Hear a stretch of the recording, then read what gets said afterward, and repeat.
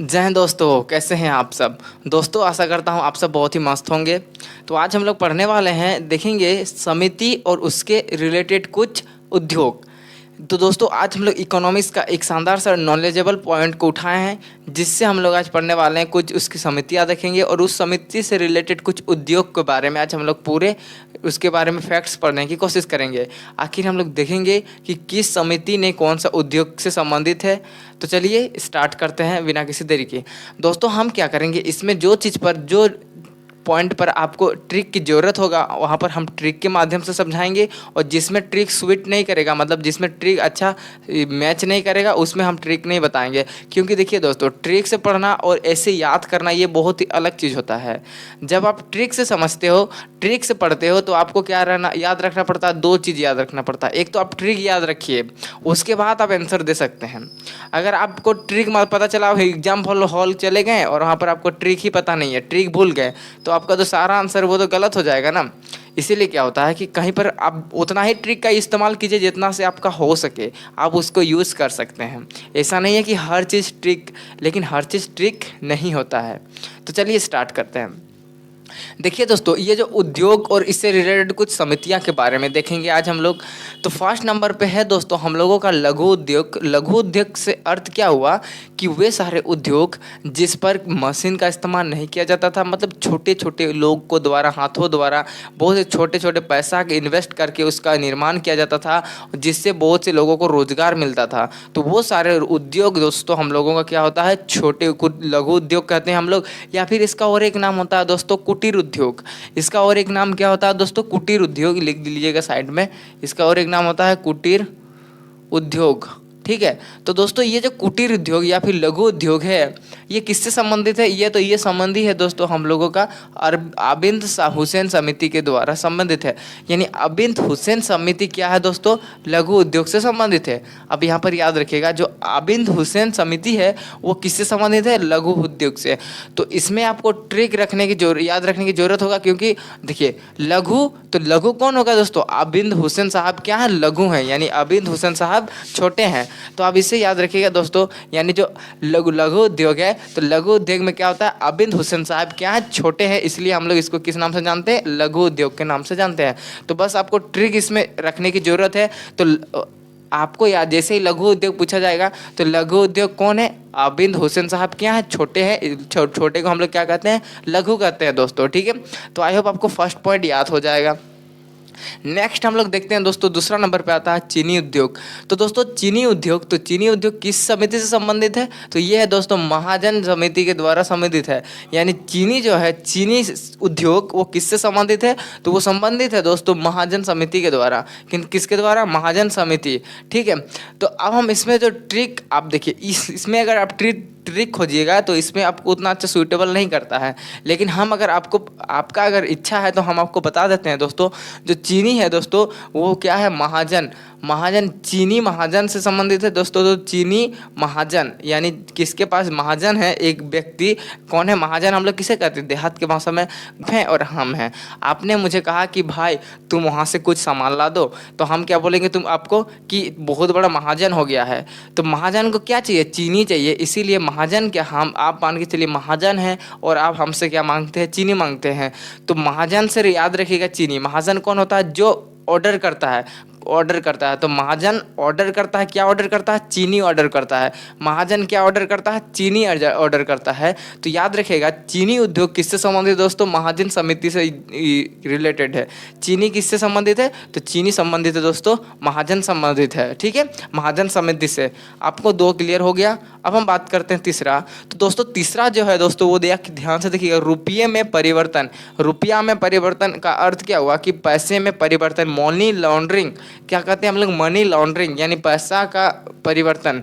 ठीक है, पैसा बंदी, नोटबंदी जैसे कह सकते हैं, मनी लॉन्ड्रिंग।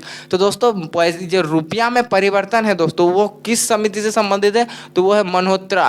कौन है, मल्होत्रा समिति। देखिए दोस्तों जो रुपया में परिवर्तन है, तो रुपया में परिवर्तन किसका कहते हैं, मल्होत्रा समिति। ठीक है दोस्तों, मल्होत्रा समिति याद रखिएगा, मल्होत्रा समिति किससे है, मल्होत्रा समिति।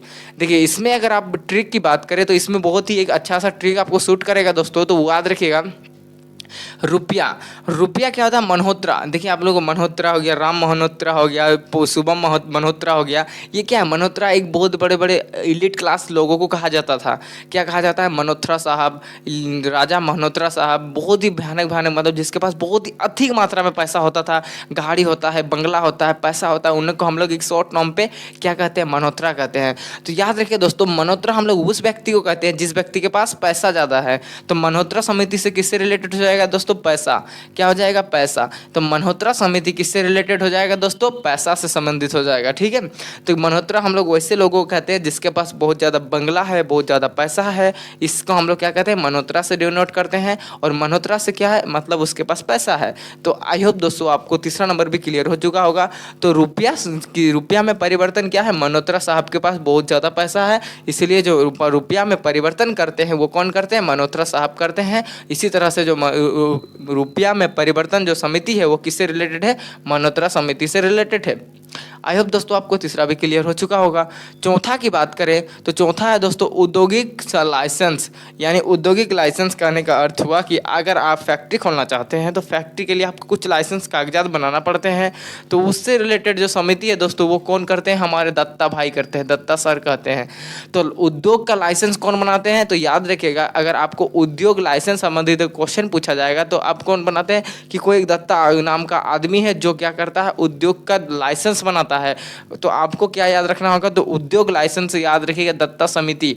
अगर मान के चलिए कल के दिन कोई व्यक्ति आ गया और आपको पूछ दिया कि भाई बताओ ना, हमको उद्योग का लाइसेंस बनाना है, तो हम कहाँ जाएंगे? तो आपको उसे तुरंत माइंड में याद आ जाना चाहिए कि भाई हमको तो ये बताए थे कि उद्योग के जो दत्ता भाई हैं, दत्ता समिति है, वो क्या करते हैं? उद्योग का लाइसेंस बनाते हैं।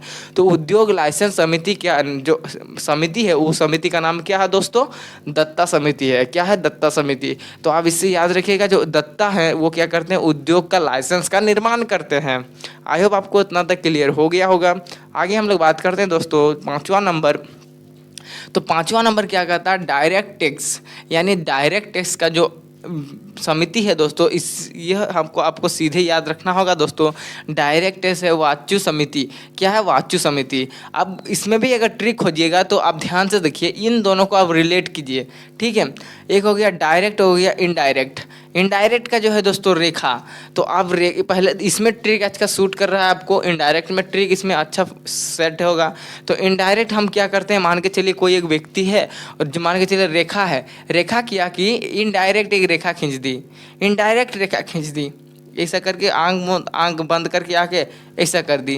तो रेखा क्या की? इनडायरेक्ट क्या की? रेखा खींच दी, इनडायरेक्ट रेखा खींच दी। तो इनडायरेक्ट टैक्स का जो रिलेटेड होगा, संबंधित होगा दोस्तों, वो रेखा समिति से होगा। और जो उसका डायरेक्ट में होगा दोस्तों, तो डायरेक्ट में आपका वाच्यू समिति होगा। इनडायरेक्ट में हमने क्या बताया आपको? तो इनडायरेक्ट में कि कोई भी रेखा नाम की लड़की क्या करती है? एक सीधा रेखा खींच देती है, ऐसा करके खींच दी। तो ये क्या हुआ कि ये इनडायरेक्ट हो गया, इनडायरेक्ट हो गया। तो इनडायरेक्ट टैक्स रिलेटेड है किससे? रेखा समिति से। किससे? रेखा समिति से। वहीं हमने बात किया, क्या बात किया? Direct tax. तो डायरेक्ट टैक्स में जो समिति है दोस्तों, उस समिति का नाम क्या है? वाच्यू समिति।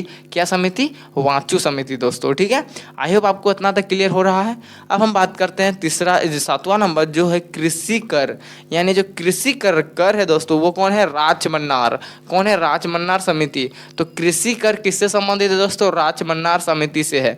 कृषि कर किससे संबंधित है दोस्तों? राजमन्नार समिति। देखिए इसमें ट्रिक आपको सूट करेगा। मैं आपको क्या करेगा? ट्रिक अच्छा से सूट करेगा। देखिए राज से आपका इस वाला वर्ड को निकाल लीजिए। ये जो राज है इसको आप निकाल के क्या कर दीजिए? राजा। तो राजा किससे होता है दोस्तों? हम लोग अगर भारत में बात करें तो भारत किससे राजा है? कृषि से राजा है। तो अगर आपको पूछा जाए कि कृषि किससे संबंधित है, तो भारत क्या है? कृषि से राज्य है, यानी राज्य मन्नार, या क्या नहीं? राज्य मन्नार समिति। तो कृषि कर किससे संबंधित है? राजमन्नार। राजा जो है वो किससे संबंधित है? कृषि से, क्योंकि वो कृषि से फसल उगा करके ही ना राजा बना है। ठीक है, तो कृषि जो कर होगा दोस्तों वो किससे संबंधित होगा? राजमन्नार समिति से संबंधित होगा, राजमन्नार समिति से। यहाँ तक क्लियर हो गया। आगे बात करते हैं जो हम लोगों का इस ट्रॉफी का लास्ट है दोस्तों, 8वां नंबर है भुगतान संतुलन। तो दोस्तों भुगतान संतुलन के जो समिति है वो किससे संबंधित है, वो है रंग राजन समिति। तो भुगतान संतुलन किससे संबंधित है दोस्तों, रंग राजन। भुगतान संतुलन किससे संबंधित है, रंग राजन समिति से संबंधित है दोस्तों। तो इसमें से ट्रिक आपको सूट नहीं करेगा, इसलिए आपको ये चीज़ याद रखना ही पड़ेगा। तो हमने आपको बताया दोस्तों, दो आपको याद रखना पड़ेगा, ये वाला और एक दोस्तों ये डायरेक्ट टैक्स ये वाला। बाकी तो हमने आपको एग्जाम्पल के माध्यम से समझा दिया, ट्रिक के माध्यम से समझा दिया। आई होप आपको समझ में आ चुका होगा। अब हम क्या करते हैं, इसको एक बार फिर से रिवाइज करते हैं दोस्तों। रिवाइज जब करेंगे ना, इतना स्पीड करेंगे कि आपको माइंड में आपको याद होना चाहिए दोस्तों, ठीक है। तो बात करते हैं सबसे पहला दोस्तों उद्योग समिति। तो दोस्तों सबसे फर्स्ट नंबर पे आता है लघु उद्योग। तो लघु उद्योग किससे संबंधित है दोस्तों, आबिद हुसैन से संबंधित है। दूसरा हमने क्या बताया दोस्तों, चीनी उद्योग। तो चीनी उद्योग दोस्तों महाजन समिति से संबंधित है। चीनी किसके पास है, महाजन को क्या कहता है, चीनी लाने को कहता है। तो जो चीनी उद्योग किससे संबंधित है दोस्तों, महाजन समिति से संबंधित है। वहीं अगर बात करें दोस्तों हम लोग रुपया में परिवर्तन, तो रुपया में परिवर्तन से दोस्तों कौन करता है, रुपया में परिवर्तन मल्होत्रा साहब क्या कहते हैं, उसके पास बहुत ज़्यादा पैसा होता है। तो रुपया में परिवर्तन करने का जो समिति है दोस्तों, उस समिति का नाम है दोस्तों मल्होत्रा समिति। क्या है दोस्तों, मल्होत्रा समिति। उसके बाद हम लोगों ने बात किया औद्योगिक लाइसेंस। तो दोस्तों औद्योगिक लाइसेंस से संबंधित कौन सा समिति है दोस्तों, वो है हमारे दत्ता समिति। दत्ता समिति। तो दत्ता के भाई क्या करते हैं कि लोगों का उद्योग में लाइसेंस बनवाने का काम करते हैं। आई होप आपको यहाँ पे क्लियर हो गया। उसके बाद हम लोग बात करें डायरेक्ट टैक्स। तो दोस्तों डायरेक्ट टैक्स जो समिति है दोस्तों, वो है वाचु समिति। डायरेक्ट टैक्स किससे संबंधित है, वाचु समिति से है। वहीं अगर बात करें दोस्तों इनडायरेक्ट टैक्स, इनडायरेक्ट टैक्स मतलब रेखा क्या करती है, इनडायरेक्ट रेखा खींच देती है। तो दोस्तों इनडायरेक्ट टैक्स है वो किससे संबंधित है, वो रेखा समिति से संबंधित है। उसके बाद हमने बात किया दोस्तों कृषि। तो दोस्तों कृषि के लिए कौन राजा बना है, तो वो हो गया दोस्तों हम लोग का राजमन्नार समिति। तो कृषि के लिए कौन राजा बना है दोस्तों, वो बने हैं हमारे राजमन्नार साहब। तो राजा से आपको राज से राजा निकल जाएगा। राजा किसके लिए बना गया है, कृषि के लिए बनाया गया है। और दोस्तों हम लोगों का लास्ट बच जाता है दोस्तों, वो होता है हमारा भुगतान संतुलन। तो दोस्तों भुगतान संतुलन जो समिति है दोस्तों, वो किससे रिलेटेड है, वो हम लोग रंगराजन समिति से संबंधित है। तो आई होप दोस्तों आपको यहाँ तक क्लियर हो चुका होगा। तो दोस्तों रिवीजन इस तरह से कीजिए ना, आपको माइंड में हर एक चीज़ याद हो जाए, ठीक है। वरना तो पढ़ते तो बहुत कोई हैं, ठीक है।